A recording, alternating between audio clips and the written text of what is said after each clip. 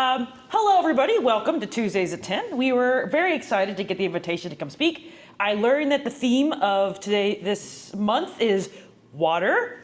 And as you guys might have been seeing in the news, water is all that astronomers currently care about. And so today, you are going to be taken on a wonderful journey through the solar system and beyond by your two local astronauts who are looking for a nice, cozy, warm, tropical beach somewhere not on Earth. My name is Spencer Wilken, and I am joined today by Dr. Arran Gross. This is actually, in part, a class that we've both collaborated on previously in the department, teaching students about how we look at various factors of planets and exoplanets that we've observed. So today's topic, we are looking at oceans elsewhere, water on other planets. Oh, and before we start, I should say, if you have questions at any point, just raise a hand and maybe I'll try to come to the audience so that you can talk into the microphone so everybody can hear. Yeah. So what department are you with? Oh, that's a good point. We are both in the astronomy department here at UIUC. I've been here for 3 years now. I'm a postdoc. So first of all, how many of you are scientists by trade? Okay. Future scientists. Future scientists, I yes. like the ambition. It's not a substitute for a real degree, but stick with it. But how many of you went to UIUC? Okay, that's what we like to see. I didn't go here. I'm a transplant. I'm originally from New Jersey. Went to Rutgers, which is not all that different from here. People from Illinois and from New Jersey have a lot more in common than they might like to admit. But we do have better corn, and that is a fact. So There's some passable corn right outside my hometown. and that's I had New Jersey corn. it's not the same. It's not the same. And Spencer is a grad student, and she's been here for 2 years now? So actually, I was an undergrad in the physics department, left to Wisconsin, came back, and have started learning astronomy. So that is your astronaut hosts for today. To begin our mission, we are going to be looking for water within our solar system, then outside of our solar system, how scientists recognize water when we see it. It's really easy to do here. I recognize the water in the picture. When I saw it, I was very excited. I was pretty thirsty. It's hot outside. Turns out that can become much harder when you're not able to touch it. And we're going to be looking at current missions throughout today's talk, so you guys can see all the cool things that are currently happening. So I'm going to start out with a little quiz about things that we know about water already. All right, so this is a planet.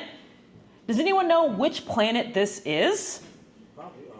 It's probably Earth. That's a great guess. How Any can you other tell? guesses? Because it's all water. It's a lot of water. Oh. Yeah, what's your guess? Plenty of planets with that much water. Uh-huh. That looks like, what is it, the Pacific Ocean on Earth, and you can see the clip of North America right there. Yeah, you can see a little bit of some thing there. This is, you are correct, this is a planet that we all know and love. Oh no, I had this beautiful transition. You can see, yes, that this is in fact Earth. However, from one side, it's a lot of water. And this is something that we really stick out as in our solar system. Not a lot of planets look like us. However, that may not have always been the case. So let's talk about our first approach. We want to leave Earth for our tropical vacation and find ourselves a toasty beach. So one of the first places astronomers looked was Mars. Mars looked like it might have had water on it at some point. And that's where we wanted to start. So what you see here is an actual photo from the Curiosity rover. Pretty cool stuff. This was back in 2014. It's passing over the Hunda outcropping. Curiosity lasted way longer than we anticipated it would. It got us a lot of beautiful data. And as it's been studying, we've been seeing these fixtures on the surface, and we've been taking all these soils, but we haven't found water yet, not in the way that we think. We found a lot of frozen CO2, but artists from the ESO, which is the European Space Organization, think that it could have had water on it at some point, and this explains the features that we can observe. You can see these big trails and canyons all over the surface. Those might have had water in them at some point. And in fact, the first astronomers to really point telescopes that were powerful enough to see any detail in the 1800s, I think it was Percival Lowell, he thought that they were canals built by Martians. Yes, your question. Now, this slide says artist's impression of Mars 4 billion years ago. Yes. My question is purely artist's imagination or has any scientific base? That's a great question. So yes to both. It's a beautiful combination. So this is a water based on topological maps. So it is placed on where the lower areas of the surface is. But ultimately this is still just an imagination. The 14 billion years ago is not an arbitrary number. We can actually go back in time and predict what the sun would have looked like and where the habitable zones that would have allowed water to exist could have been. So it is artistry in science, if that answers your question. Yes. The other thing I should point out is in there solid water, ice on mostly the poles of Mars. There is ice poles. I don't know if it's, I don't remember if it's water. I thought it was CO2. I think there is some water content, Yeah. but it's not enough to be, Maybe it's not the same amount as what we predicted was there in the past. Some of it has left the surface. Yeah, it doesn't have a very strong atmosphere. The atmosphere went away. Yep, not a very strong atmosphere. And there's also a huge part, which is the internal components of Mars are not nearly as active as Earth's. And that has a big factor in its ability to retain a strong magnetic field and its atmosphere. The core, from my understanding, used to be like Earth. Then the core stopped rotating as Mm-hmm. fast. The magnetic field went away. The atmosphere went away. The water went away. Yes, exactly. All right, you're already halfway to your science degree. Well, but let's not be too This is hasty. cool. That's cool, Zach. That's- Yes. Yes, yes. But a little bit of nuance. Mars does have a tiny bit of magnetic field draped around it from the charged particles that come from the sun and flow around it. So there's something like an induced magnetic field. So it functions differently from Earth's. It's weak, but there is still a tiny, tiny amount of protection. I don't know if any of you guys have watched the movie The Martian. It's a fantastic film. It's really, really good. And I think it's kind of interesting that humans are really interested in Mars, despite the fact that dirt is poisonous. And there is other, better potential places to look for liquid water. And this actually comes from moons in our system. So we have Europa, Titan, Triton, Ganymede, and Callisto. These are all moons that we're really excited about. There's one moon in particular that I'm excited about, and that's Europa. So Europa is one of the larger moons in our solar system.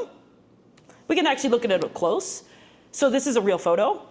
What you guys see here is, well, actually, I can ask you guys. Do you know what these little lines are on the surface of the moon?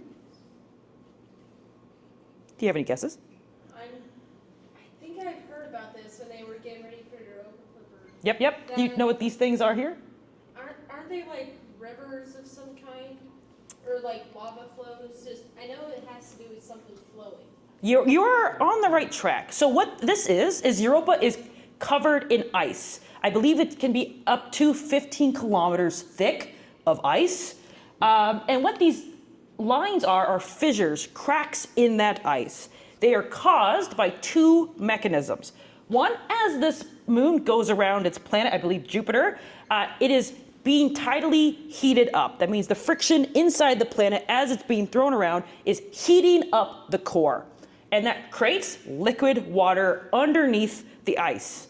That liquid water, heat likes to rise and wants to come up through the ice, cracks it, and comes out through these fissures. That is incredibly exciting for us because we can go then sample that water. And that's exactly what we're doing. So what we have here is a rendition of the Europa Clipper. It's real. We just launched it about 3 months ago. And it's about the size of a basketball gym in like a high school. So this goes from basket to basket. So it's about the size. And it's got about 1.8 billion miles before it reaches Jupiter's moon in April of 2030. what it stands to do, is one of the coolest missions I think NASA has ever done. Fight me on it. I know Vera Rubin just launched. I know they have all these pretty photos. I know James Webb is out there. This is my favorite thing. So it's called the Europa Clipper mission because scientists are clever, and we're going to clip the jets that are coming through these fissures. That's going to allow us to collect a sample of water and search for life. It's the coolest thing. So yeah, we're gonna go out there, we're gonna see. It carries 9 different testing instruments. It's a lab on wheels minus the wheels. And these massive solar panels will be powering research for decades to come. So this is actually one of the coolest things we're doing with water in our solar system. So at one time, Earth, we used to think Earth that was really unique for having water, but as we explore outward, we're actually finding more and more of it. And I would say that, yeah, it is a cool mission. I agree with that. And even though we've had a lot of disappointments when exploring Mars, it was very important for us to send spacecrafts there and gather samples, what we call in situ data. Not just trying to make inferences, which is mostly what I do, but actually analyzing particles, molecules, really getting our hands on the raw ingredients and testing what they are made out of. And even though we didn't find as much water as we would have hoped on Mars, being able to send a laboratory there and do the science there is a game changer. So I'm very optimistic about this one. Mm-hmm. Now, as astronauts who are looking for a good beach, I think we've kind of exhausted our solar system options. I know this feels like we've only covered 2 places and that's about it. I think we're gonna have to start looking elsewhere if we want to find something better. So, as I say, I do a lot of indirect type of science, which is mostly what astronomers do. We don't, when we want to measure how big a planet is, we don't go there and use yardsticks, usually. We make a lot of clever inferences. And so when we go outside of our solar system, we have to do exactly that. So if we want to go and find a nice place to go on the beach, we're going to need to look for planets outside of our solar system, what we call exoplanets. So here's a quick video. If the sound will play. I don't think it's... There it is. It's cutesy. The famous Italian monk Giordano Bruno in 1586 published a book in which he said the sun is a star and that the earth was a planet and that other stars certainly had planetary systems and probably even had life. And for that and other radical things that he said, the church burned him publicly. You could say that extrasolar planets was a much harder field back then. Exoplanets were almost as silly as looking for extraterrestrials, little green men on other planets. Seriously, looking for planet was a kind of weird topic. The whole field had sort of a snake oil sheen about it because over the previous 50 years or so, there have been many, many claims of the first extrasolar planet ever, and the one thing all those claims had in common was that they were wrong. Well, that was very optimistic. I think one of the things that we could take away from this is that many renowned scientists were wrong in this hunt before they were right. Absolutely. And talking about planets outside of our solar system, while scientists have mused about it for hundreds of years, it wasn't until the mid-late 90s that we had some real data that suggested it very indirectly. And in fact, I like that video because the lady in the middle portion talking about little green men was one of the celebrities in the field at the time in the early 2000s, Deborah Fisher at Yale, and I really wanted to work for her. I do not work on exoplanets now, I search for black holes, but she still is very inspirational. So how do we go about looking for planets around other stars? We have a couple of methods. As I say, most of them are indirect. The first one is that we look for essentially what's an eclipse.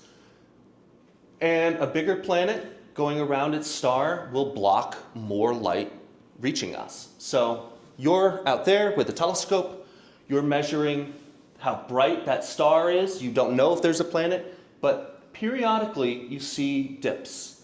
It gets fainter. And these probably aren't really perceptible changes just by looking at a photo. You really need to count how many photons. But if it happens regularly, you can make a lot of pretty good assumptions about what sort of planet is going around it. So that's one of the clearest methods, and we've used that a lot to find really good evidence of solar systems that probably have 4, 5, sometimes up to 8 planets, based on different shapes of these dips and having different periods as they go around. We can sometimes catch direct images of these exoplanets. They have to be around stars that are fairly nearby, and we have to block the starlight with something, sometimes we call it an occulting disk on our telescopes, just to block the starlight, because it really swamps out the much lesser brightness of the planet around it. But we have found a couple. I will say this was absolutely a pipe dream when I was an undergrad about 10 years ago. There were no direct photographs of planets around other stars. We really hoped that we would, but over the last couple of years, we've found, I think, dozens? Somewhere around a dozen or two. Via direct imaging. We found over 6,000 total exoplanets. This method is very uncommon. But you can see, it's practically like a digital sticker on top of the sun. I've seen it in this presentation, we don't go too much. It's kind of like trying to see a firefly next to like an old lighthouse. From like a mile away. From like a mile away. Oh, did you add that slide back in? No, I didn't, but I know the fact. Yes. And the final method. Yes. So, again, not seeing whether or not there's a planet there, just guessing and hoping. If we see the star around it rotating, then great. We know that there's a gravitational pull on that star. Now, it's going to have to be a pretty heavy planet to be tugging on its parent star hard enough for us to see. So we can't usually actually see in our photos of these faraway stars little bits of motion. That's pretty hard to do. If it's tilted edge on towards us, then we can use this indirect method of looking at the light that the star gives off.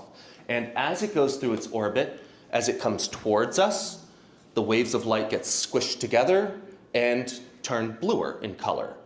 And as it goes away from us, they get stretched out and become redder, what we call a red shift and a blue shift. And it's similar, not exactly the same, because waves of light aren't the same as sound waves. But if you've ever heard an ambulance going past you, and I'm sure we all have, as it comes towards you, the wavefronts of sound get squished together and the pitch goes up, higher energy, higher frequency. Same thing here with light, really.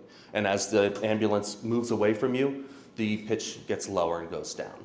So if we see that, and the key here is it needs to be happening periodically for us to know that there's a planet orbiting around it.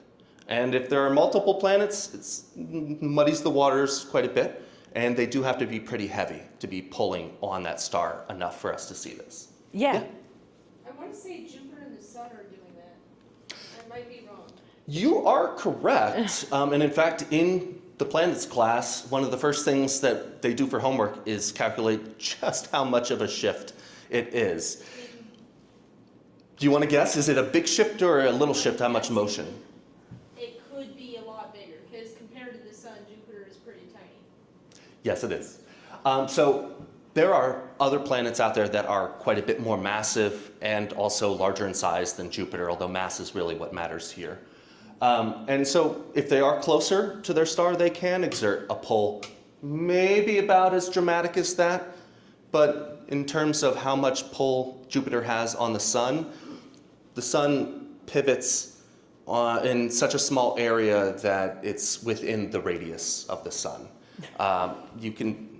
It's not moving around in a big circle like this. It's just wobbling a little bit.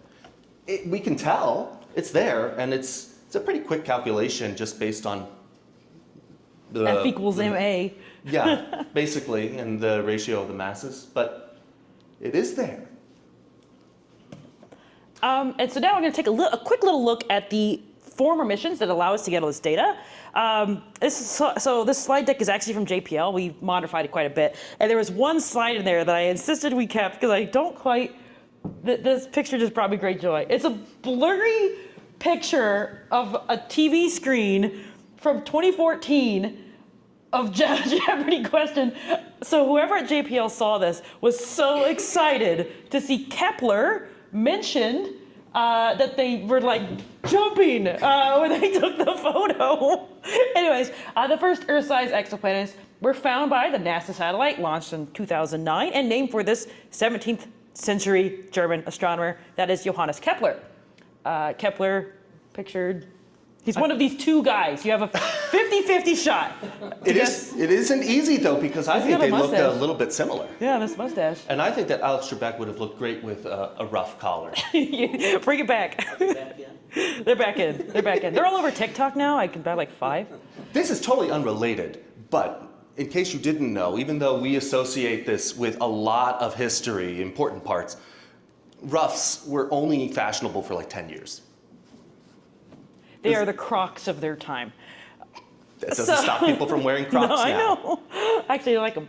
So exoplanets have driven a lot of missions throughout NASA's history. Hubble back in 1994, to Spitzer, to Kepler, to TESS, to Kepler in 2009, to James Webb, and into the future will continue to inspire future research, new worlds, habitat. This is outdated. We'll talk about those towards the end. Gaia I do want to is mention, real.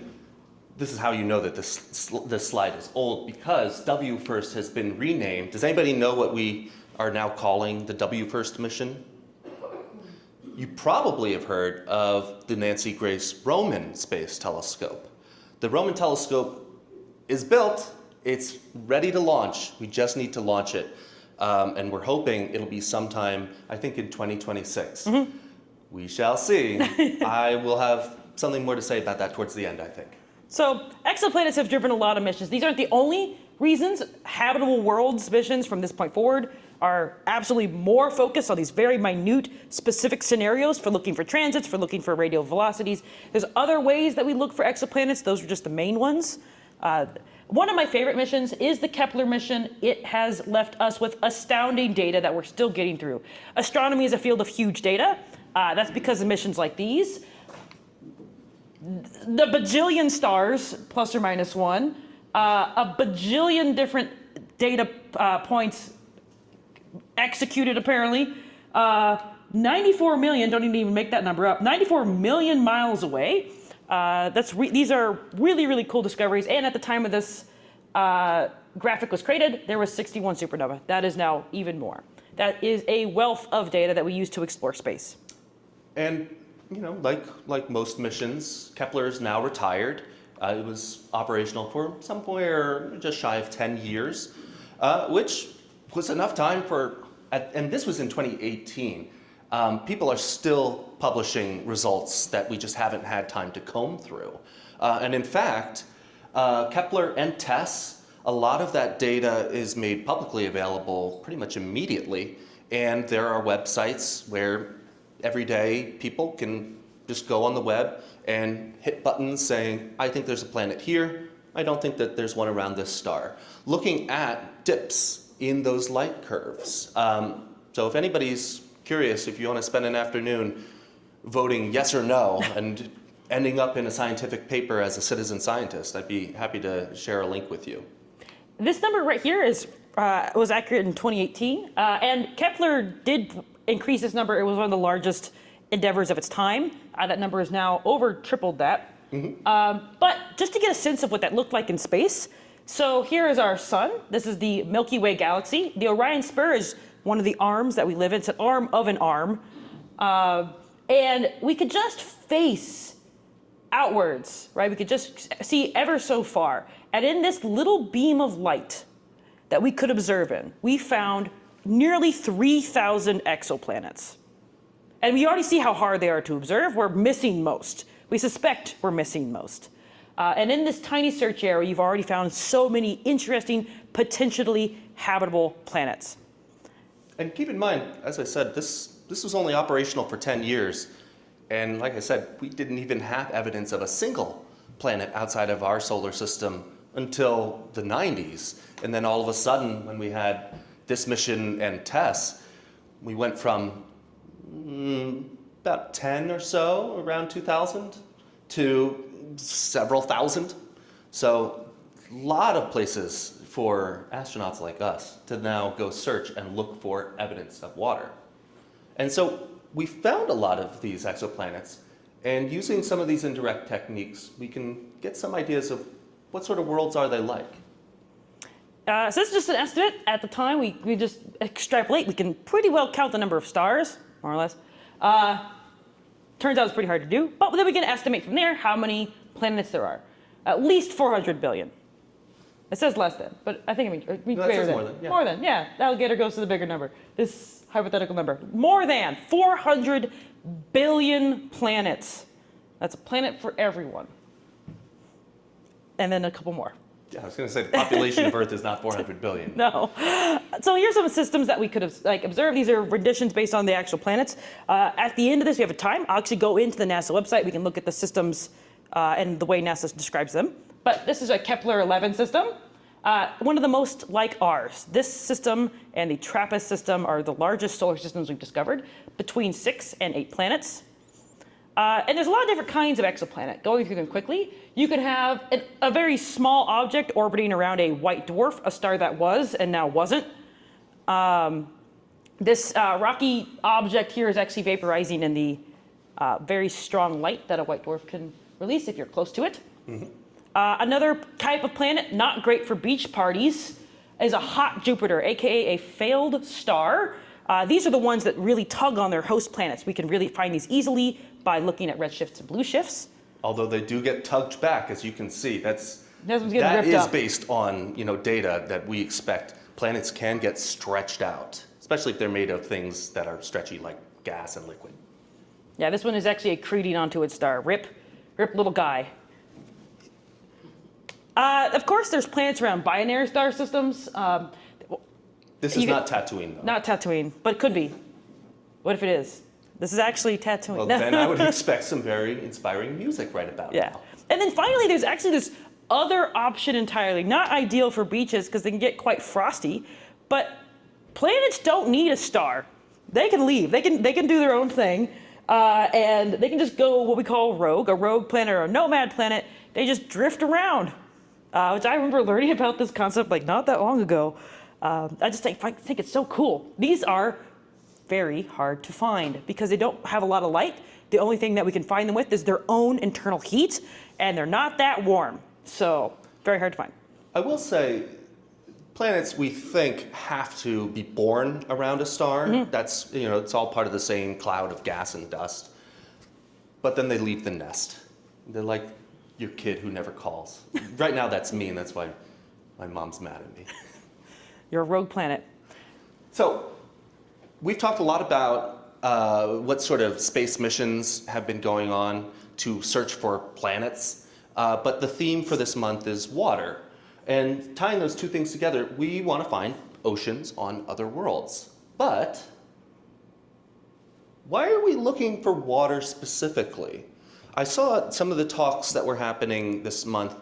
It sounded incredibly interesting to me about biodiversity and rivers. But why do we care so much about one molecule compared to all the other in our chemistry set? Sure. Technically, we don't need water for life, but name a life form that doesn't use water. Just everybody likes water. Name a life form that doesn't use No, water? I'm referencing her. Why? You don't need water. Oh, no, I do. As a matter of fact. I agree with you to some extent, and I've got a counterpoint to that. You are right that water is not the only thing that can support life, but I will contend that it is the most efficient, by far. So what is it about water that makes it so useful? And I think this is something that astronomers almost never talk about. Because we don't like chemistry. I taught chemistry for a year before going back to school because high schoolers are vicious. But There's a lot of great qualities about water as a molecule that make it really conducive for life. So first of all, it's a polar molecule. That means that its charges are partitioned, at least to some degree, where one side of the molecule is a little bit more positive, the other is negative. And if they're charged, they kind of attract each other. Very weakly, but it's enough to do some important stuff. They're bonded covalently. That's helpful. That's partially what gives it its bent shape. And the specific elements that it's made out of, 2 hydrogens and an oxygen, give it that shape. And that means that the oxygen has a couple of extra electrons that it needs to find a place for. So it shoves them up towards the top. And that's what repels these two to be in that bent shape. And because of that, one side is more positive and one side is more negative. So all of that, which I contend is physics, not chemistry, make it a dipole, like a magnet, like rubbing a balloon on your hair and sticking it to a wall, something like that. So because of all of this, it makes it a solvent. Because it's got this charge, it's able to pull stuff away from other materials. So why is salt able to be dissolved in water? Oh, sure. Is it the big button? Yeah. So here's a chunk of salt. Let's say you're like me, and every time there's a seasonal change, you get a sore throat because of allergies, and then you gargle with salt water. Because the water molecules are able to pull away some of these atoms of sodium from the chlorine, the positive sodium is able to stick to the negative end of the water, and it's able to dissolve it into the liquid.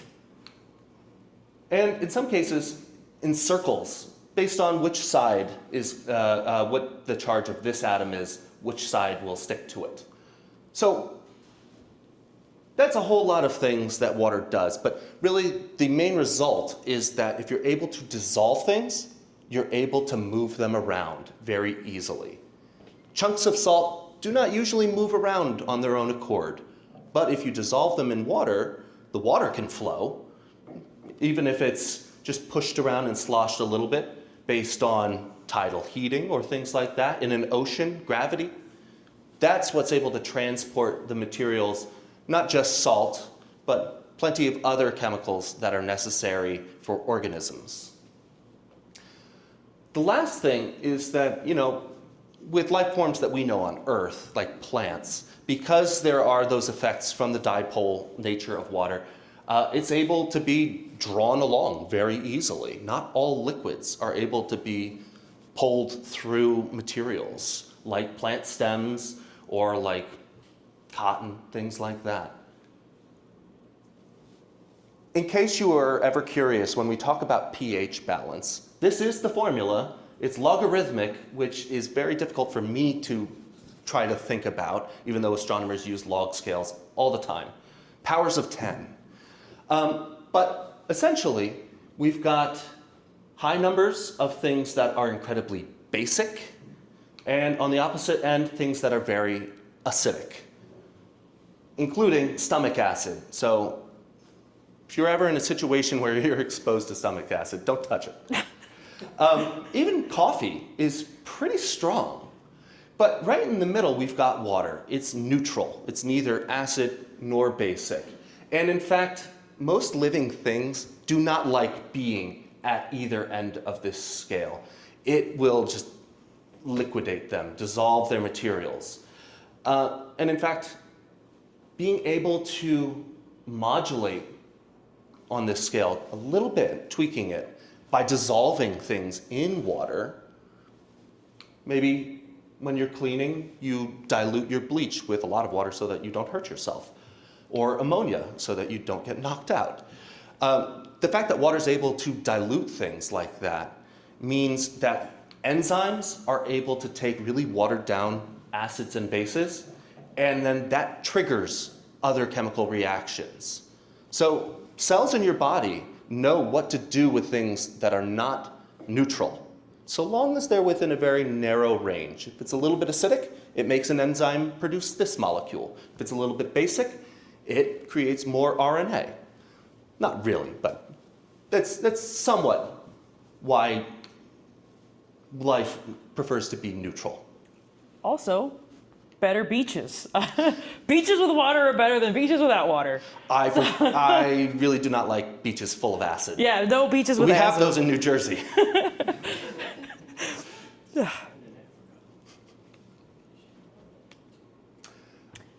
So you had a very good point. There are plenty of other molecules out there that exist in liquids at some temperatures and pressures. And in fact, ammonia is one that people were searching for on other planets for a while. It has a lot of similar properties to water, not nearly as common in our solar system. That doesn't mean that other solar systems form with the same amounts of one element versus another, but we think that they're not too different usually. Ammonia also has a couple of free electrons that it needs to find a place for. So these are more or less invisible, and they push and repel the hydrogen atoms so that they're further away. And that gives it a dipole moment as well. So it has similar properties. It's able to dissolve things. If you really, really wanted to, you could try dissolving things in a bucket of ammonia, but I wouldn't recommend it. But it's not a liquid at temperatures that are usually convenient around stars. Water is able to be a liquid for a pretty wide range of temperatures and pressures. Ammonia is a bit more finicky. And so we think that for it to be a liquid, you need things that are very cold, and so probably far away from their parent star like Neptune, and at pressures that are able to squeeze it into compact forms instead of just being allowed to roam like a gas. Most importantly, if you are an organism that was born on Earth, you probably would not like how basic ammonia is. It would just burn you to a crisp. So with that in mind, you can look for life that swims around in ammonia. It's probably statistically not as likely to pop up as stuff in water, but it's not impossible. And in the class that I taught on this, I also went on a very long rant about why we look for carbon-based life and not silicon-based life for a lot of similar reasons. It really is down to the chemistry. But that's neither here nor there. Today we're talking about water. So there's a lot of things that determine where water could be found in a solar system. And you don't want to be too close to the star, or it won't be a liquid. It'll evaporate and, in some cases, escape the atmosphere altogether. If you're too far away, it'll just exist as an ice, and that's not helpful if you want to be pushing around molecules or swimming in the beach. So there is a range, depending on the star, how far away you can be if you want any hope of finding water as a liquid. Some people call this the habitable zone when they like to be formal. But me, I still prefer the old school term Goldilocks zone because it's just right. Not too hot, not too cold. This kind of mechanism is a first pass at guessing which planets are going to be likely. At one point, it was likely that Venus and Mars were in the habitable zone of our star, but have since kind of lost it because stars change throughout their lifespans. But as we know, those planets have other things. They got a lot of things going on. Venus has an incredibly weird atmosphere. It's super dense, and it's not very friendly to water, even if it was in the habitable zone. So this is just first pass, a best guess as what might be happening. But there's other conditions, like Europa around Jupiter, not in the habitable zone, but still has liquid water. Mm-hmm. So there's a bunch of other things. This is like old school. Yeah, this is now like, we get a little bit more applied. Or like, yeah. But they could actually be getting yeeted around a planet so fast that it gets hot. That's a technical term. Okay. Gets yeeted around the planet. So, and planets like Venus, which might have been in a habitable zone, are definitely not great to live on. As you said, you know, it really does depend on the star. If it's a small little baby red star, it's very cold compared to our sun. And that means that you need to be snuggled up much closer. These are all to scale. I know it says artist concept, but these are scaled so that it should be a fair playing field. So you would need to be close to a small, cool red star if you want to get enough heat to have liquid water. Here's our solar system, and it was one of the most promising in around 2018. Kepler 452b, that has a very similar star to our sun and a very similar orbit around its star. And in green is that habitable Goldilocks zone. And in fact, people thought it was almost like a twin to Earth and wrote about it in USA Today, really? No. Okay. They had something on the cover. And we're worth it. It's interesting. They're still around, right? I think so. I wouldn't trust them anyways. But. And there are tons of other types of stars out there, not just ones like our sun, type G stars, that are middle range, not too big, not too hot, not too small and cold. They're just right for us. But we also think that there's a lot of rocky planets that form around smaller stars. But mostly, as scientists, we need to be aware of bias. These ones are easier to spot planets around because their relative brightness is not as dramatic. You know, it's easier to see a faint planet going around a faint star than it is to see a faint planet going around a really bright star that's washing out everything. So, looking for signs of life. I want a beach with palm trees. Okay. And coconuts. I feel like that's kind of the staple. Maybe even flamingos. Like, because it's like Totally walking different around. parts of the world now. No, right? But it is possible. Do And I in ask fact, too much? You know, down in the Caribbean, I took a vacation in Aruba, and both of those were imported I'm on. looking for Aruba. Yes. And or the Indiana sand dunes. I've never been there, actually. I've heard cool things. Have you guys ever been to the Indiana sand dunes? They good? Thumbs up, thumbs down. Okay, mid. I got a mid. I'll go to Carlisle Lake, because I'm from Southern Illinois. That's famous for its grassy beaches. It's not. It sounds like a time. It's a time. So, Help me find flamingos there. How do we do it? if I were your travel agent, scientist, just a slash in there, here are some of the things that I would need to do in addition to all of those techniques. We found some planets. Yippee. How do we know if they actually have water on them? That's the key question. And so this technique called spectroscopy is one of the clearest cut ways for us to get that answer. Pink Floyd, right? I'm not that much into I love to Pink Floyd. music. They're actually good. If you go back one real quick.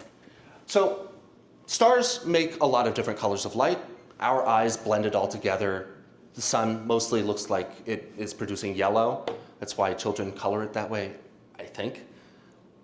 Really? 10 minutes. Oh, okay. Well, that's plenty of time. Okay. But if you pass light through a prism, you split it up into the individual colors and wavelengths. And depending on what that light had to travel through, it may have lost some of those bits. And so we see gaps. It's not that they're dark lines specifically, it's that the color is missing there.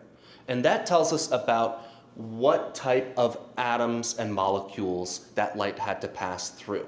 Certain types of atoms and molecules like to eat up specific colors of light. That is not the technical term for that. They're able to, their electrons are able to absorb specific frequencies based on quantum mechanics. But I like to think of these different types of molecules just eating up light. And so they follow the same pattern no matter where you're looking in space, almost like a fingerprint. And if I see these two lines together in the yellowish range, I know that that light had to pass through sodium. And not so much anymore, but old school street lights were a really eerie yellow color because they were powered mostly by sodium. So we look for these sort of fingerprints when we split up light to know what it had to travel through, what type of gas, what type of atmosphere that a planet might have. And that's exactly what this is showing, that here's a distant star, light is skimming through its atmosphere full of these cartoon molecules. Here we are with our fictional, wonderful box telescope that NASA gave us tons of money to make. And we are intercepting that light as it passes through the gas. And as it passes through, parts of it go missing. And we use those patterns to tell what is in that atmosphere. In this case, I wouldn't really want to search for a beach on this planet because it looks like its atmosphere has a lot of sodium. Nice salty planet. Yeah, oh, maybe that's a sign. Maybe it's a salty ocean. Briny. Briny. Yeah. It's a pickle planet. You've heard of the 7 seas. Now we can expand it to thousands and thousands on these other planets. Yes. Let's make it a little bit more complicated here. All of those dark bands, just like we had with those light curves for planets eclipsing, here's how bright all that light is, starting in red and going to infrared and then mid-infrared. This is the range that James Webb works in. And where it is high, that's where it's bright. Where there are dips are where there would be those dark bands, where stuff would be missing. And molecules are a little bit more complicated than atoms, but we still have a pretty good idea after the 1900s of what patterns different molecules are able to make, what sort of light they're able to take away and eat up. And there's a lot of our favorites.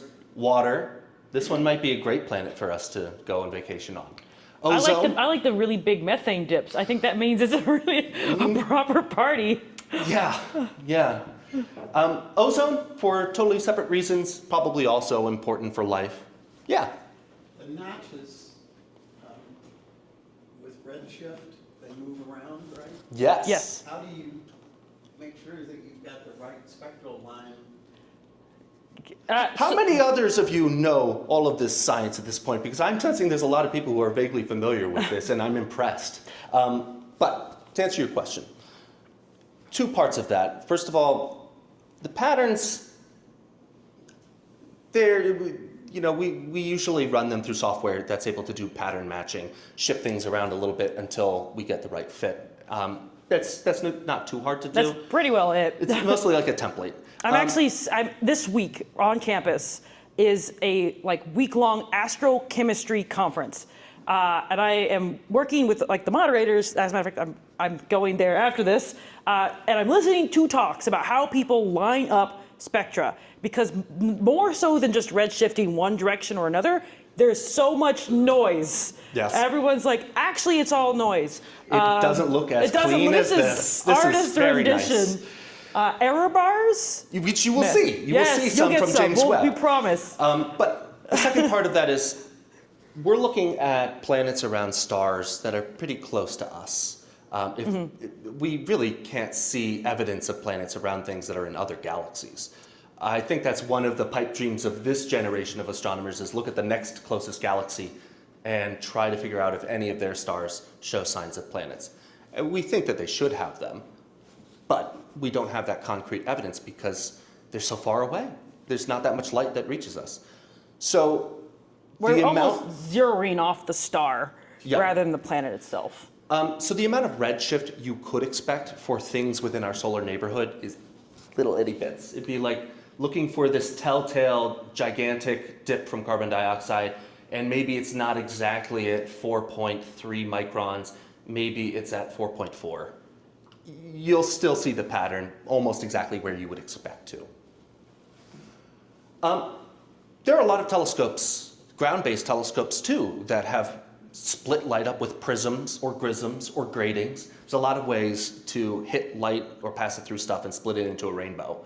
And we've been doing this for a while, but you also would like to get outside of Earth's atmosphere so you don't have to deal with whatever molecules in our atmosphere are absorbing light as it tries to reach our telescopes. That adds to the confusion.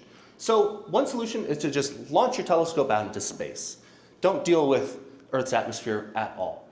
And the James Webb Telescope has been doing a marvelous job in the last 3-4 years now. Yep, it launched Christmas a couple years ago. What a my wonderful birthday. gift.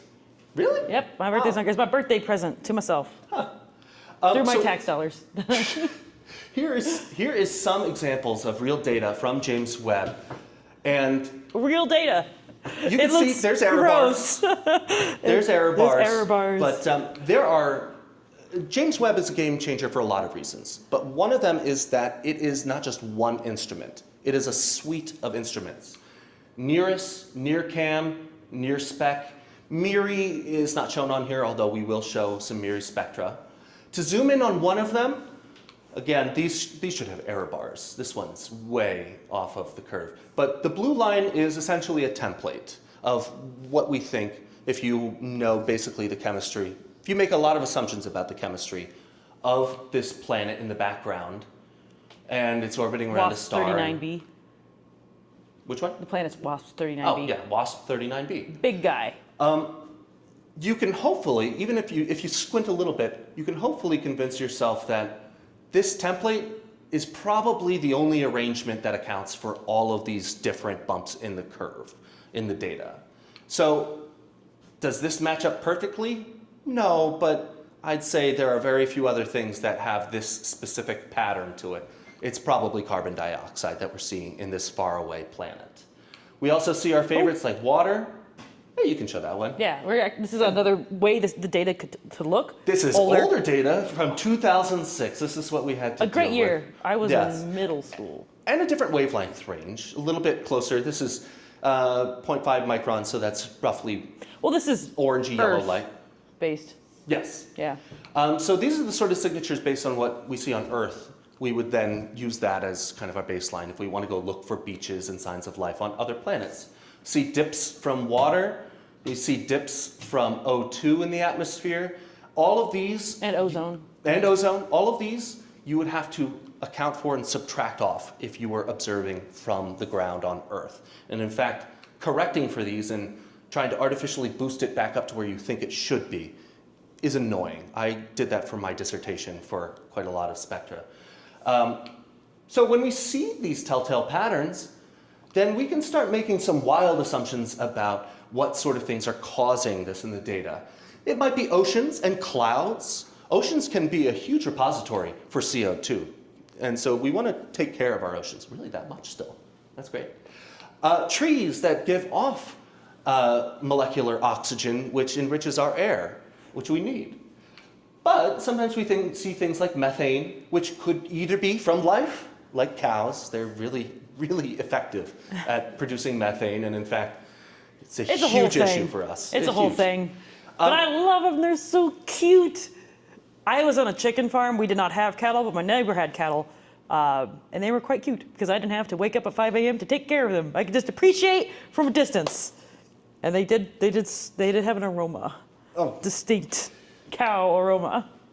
If you aren't willing to jump immediately to the conclusion that WASP-39b It's full of our is full stolen of cows, then a more likely explanation for methane in your spectrum might be rocks like olivine that break down when exposed to water and release methane. There's usually large deposits of methane trapped within these rocks. I think aliens stealing cattle was just ahead of its time as a trope. They were expecting us to find methane in these planet atmospheres, and they're like, we have to explain this. And it has to be explained via cattle. So that's where the cattle need to put it all together, right, in real time. I'm going to write a paper on this. I was having a tough time believing extraterrestrial cattle rustlers might be a bridge too far. Okay. Here, I've got This is the one that was This right is from now. like 2-3 months ago. Yeah, real big deal. From James Webb. Very large error bars here. So you do have to take it with a reasonable grain of salt. But statistically, the best explanation for these curves in the light, somewhere around just past red light, so very close infrared to medium infrared.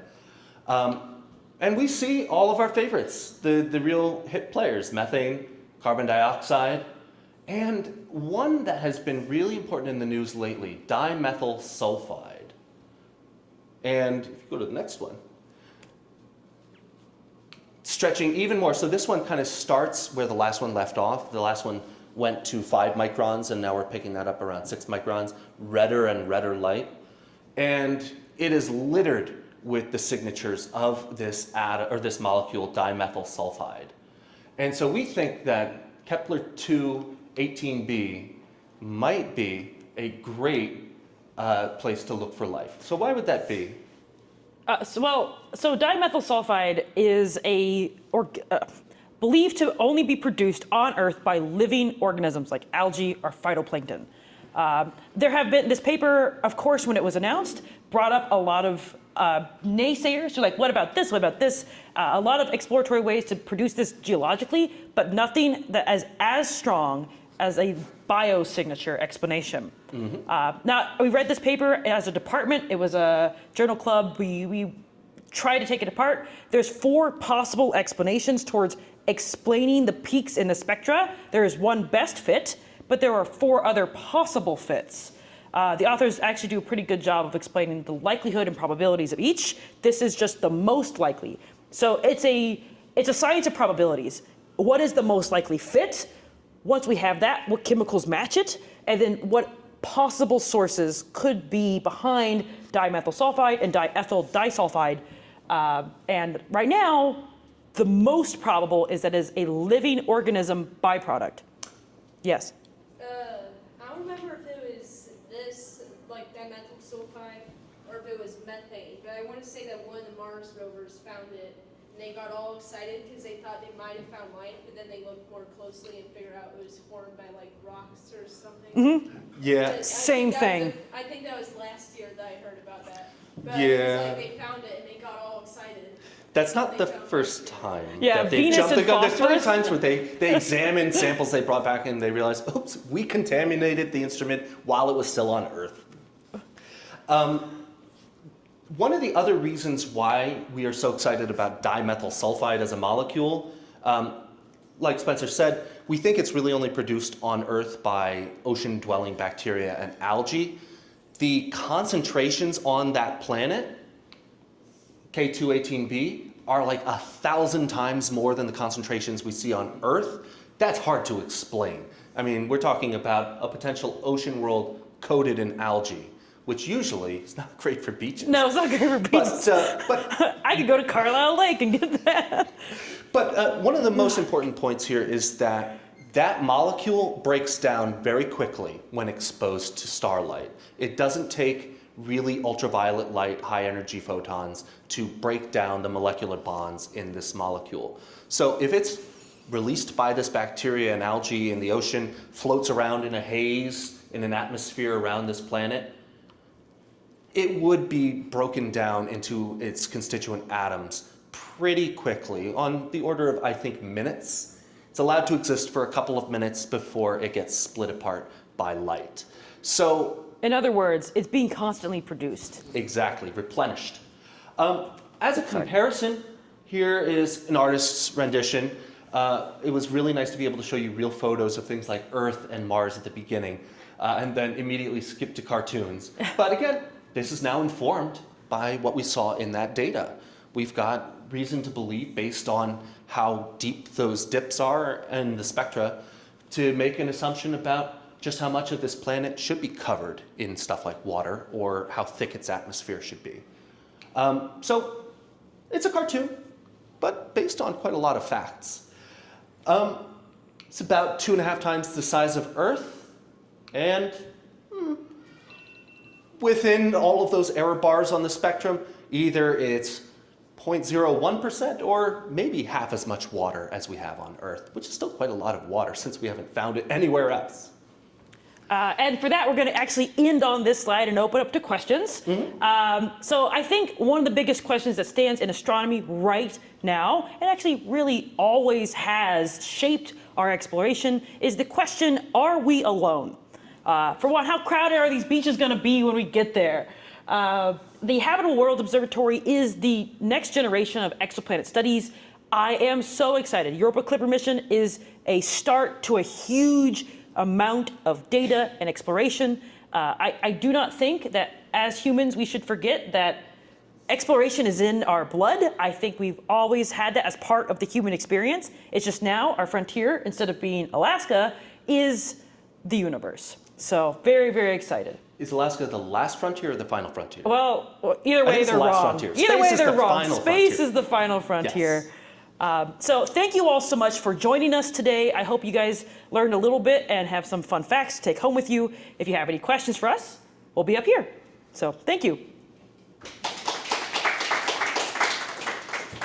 Yes. The 2.5 times Earth's mass, is that what the mass Yeah. So the gravity would be 2.5 times higher than Something yeah, something like likely. that. Depends on the density of the rock, but yeah. hard to move around. Yes. yeah. Have you seen those like robotic bodysuits with the? Yeah, they're actually developing those for us. You think they're doing it for things to lift packages, but it's to walk around K218b. And also keep in mind that things that live at the bottom of the ocean, or at least as far as we've explored, are used to much higher, not gravity per se, but pressure from the water. So even living things on Earth could maybe handle that.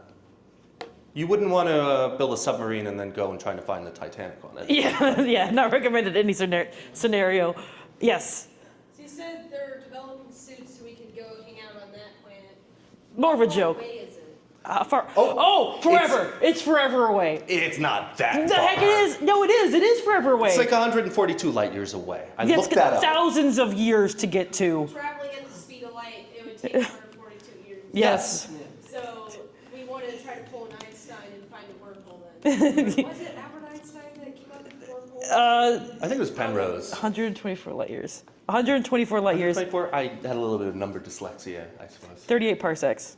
38? That's a lot of It's parsecs. still a long way. Yeah, it's not practical for us to ever visit there. We're struggling to get to Mars right now. So Yeah. we can look at stuff. It's just kind of hard to get there.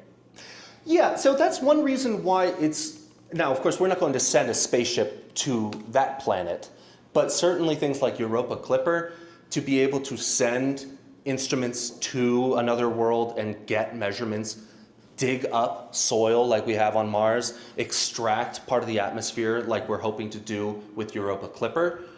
Those are great because that'll happen within our lifetimes.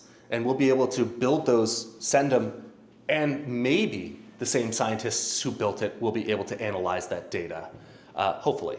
So, we use a lot of tricks of the trade. We use exquisitely powerful telescopes to get as good data as we can from nearby, looking at things that are very far away.